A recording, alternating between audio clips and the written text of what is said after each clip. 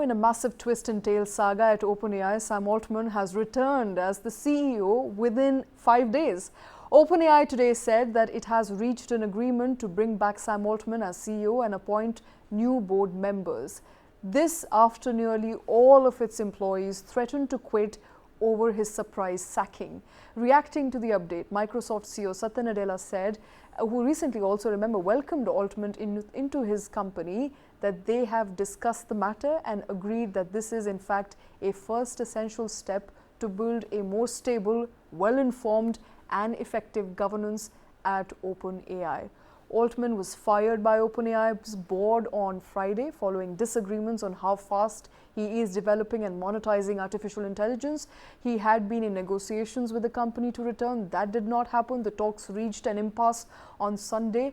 Instead, the board members named a new leader, former Twitch CEO Emmett Shear, and OpenAI's biggest backer, Microsoft, following this news, said that we will hire Altman to head a new in-house AI entity. All that drama has now come to an end. Altman is back with OpenAI. Srinath Sridharan, independent markets commentator, joining us on the show. Srinath, good afternoon. Thank you for taking time out. All this drama, all for nothing. All for money, Shweta. It's never Okay. all for nothing, right? I mean, Microsoft has bet billions of dollars in this, and I have a very, very different view of this entire saga. I think it also questions us about corporate governance. You are the largest investor on that company. Microsoft is the largest investor in OpenAI. Were they not privy to the reasons why Altman was fired? And even if they were not, there were questions of whether they privy or whether they allowed them. Two, you just go out and poach the just fired CEO of one of your largest investee companies. And then you publicly, it's almost like allowing for, in the Indian context, it's all about the union garrowing the board of directors stuck inside the factory. Very similarly, 700 out of 780 employees saying we will all resign and go. So this is a company which has now seen 5 CEOs in 5 days, literally. So to me, it's not a great story. It might sound very, very Bollywoodish. I think the tech world will celebrate. What are you saying, Srinath? This is as Bollywood as it gets. 5 CEOs in 5 days. Yeah, it is as Bollywoodish, but I'm saying that it also smacks very poorly of corporate governance. One of the largest tech companies, the second largest valued tech company in the world, Microsoft, behaving like this with its portfolio company. And either ways, I mean, Satya Nadella wins, right? Let's say if Sam Altman did not return, he would have brought them in, and at some point this company would have collapsed. You would have folded it into Microsoft, so you look like a winner. The other way around, now that he's returned, you actually fired the old board of directors. Then the question is, why did you not change those board? Or if you had a disagreement with that board, was there a better way of dealing with it? So I see it from the alignment or the lens of corporate governance, saying if this had happened in India, I can tell you the entire world would have spoken about how there is nepotism and all of that. So it's a classic lesson. How do boards that deal with larger than life CEOs or founders, how do they deal with them? And it's a big question. We are seeing this right after what Apple did with Steve Jobs.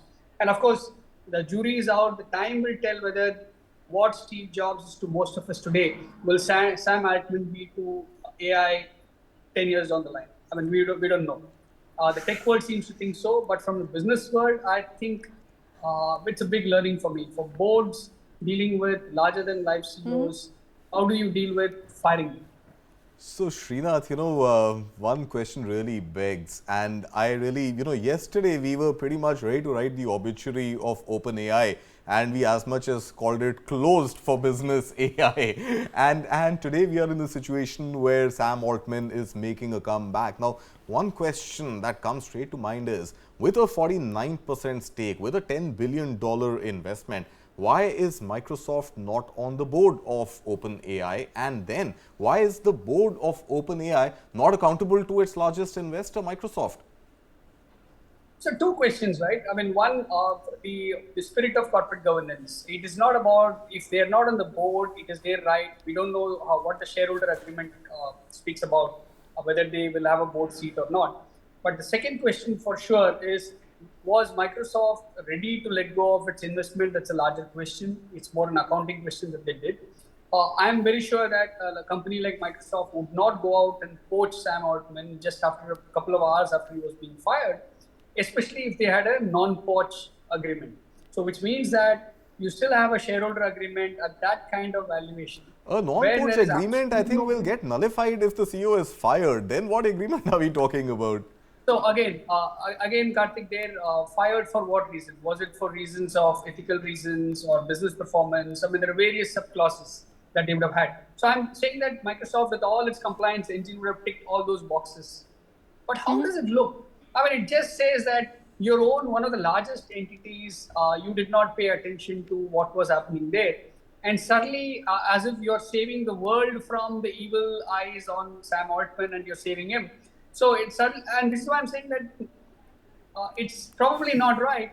But one person who gets away in either of the situations seems to be Microsoft, or specifically its CEO. And Sam Altman himself. I think it is both Satya Nadella and Sam Altman. They've both got the best of everything that is out there to grab. But one more question, now of course, Srinath, the board comes back with a bloody nose. The board of OpenAI has lost whatever potential face it had. So now what happens? Next steps. What are the next steps? Should the board members now resign? So the board, I mean, if you look at all the tweets today, this afternoon, it clearly says that the new board, initial board, is being formed. And we are also collaborating to figure out the details, which means some of the old board members are going to be exited. And that's an interesting move, right? I mean, this is why I'm saying, I'm calling it out upfront, that this seems to be a bad, poor corporate governance example. We don't need to have only issues of bad behavior, frauds and all that. A large entity, to protect its own interest and probably to be seen as a leader in AI, did this. And it's a classic lesson.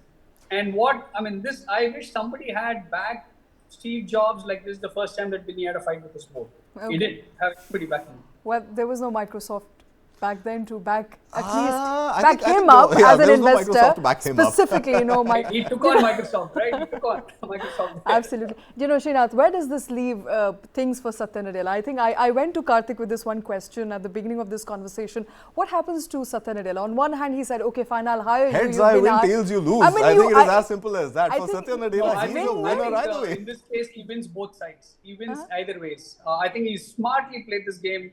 It's a classic chess move. The world looks at him now as the guy who saved artificial intelligence from everybody. I mean, it's as if he's brought AI back to the world for its potential. Nadella's gambit, that's the new chess move there, I think.